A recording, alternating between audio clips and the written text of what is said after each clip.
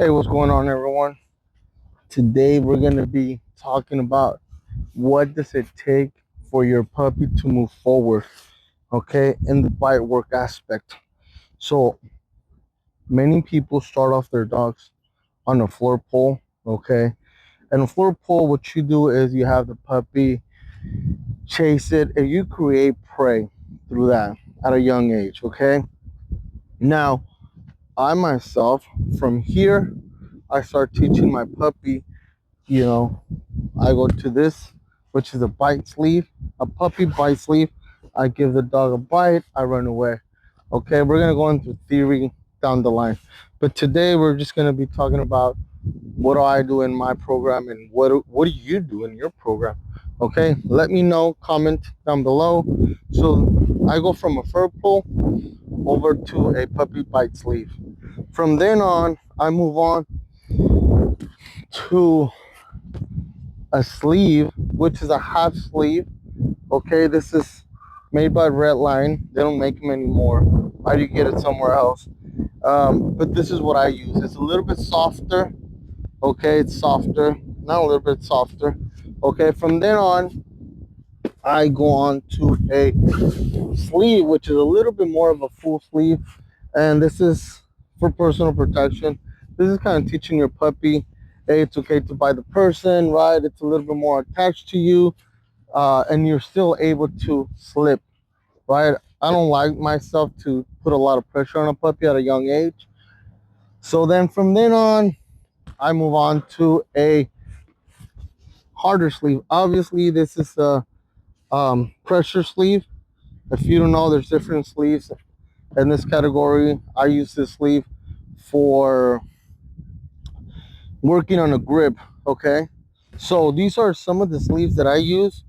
And then, depending on the dog, whether I'm gonna do personal protection or the sport.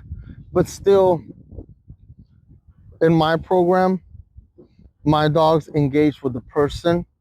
They're not asphyxiated with sleeve, okay?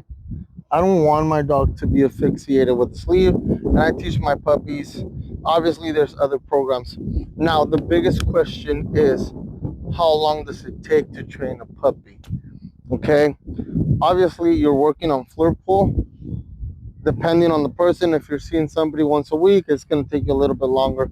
But if you have the dog in your house and you work the dog, depending on the dogs, not all dogs can be worked every day. It gets boring after a while, right? For the dog.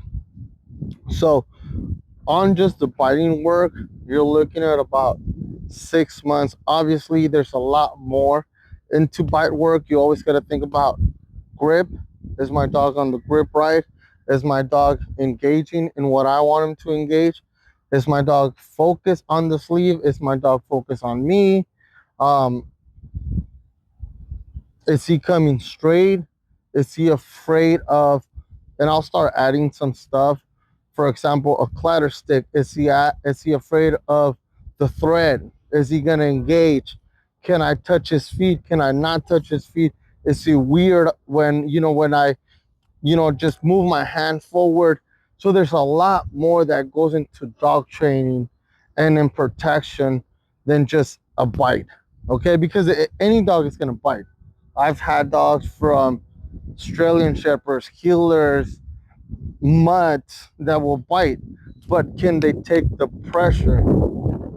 That is the biggest thing. Can your dog take the pressure right after the bite?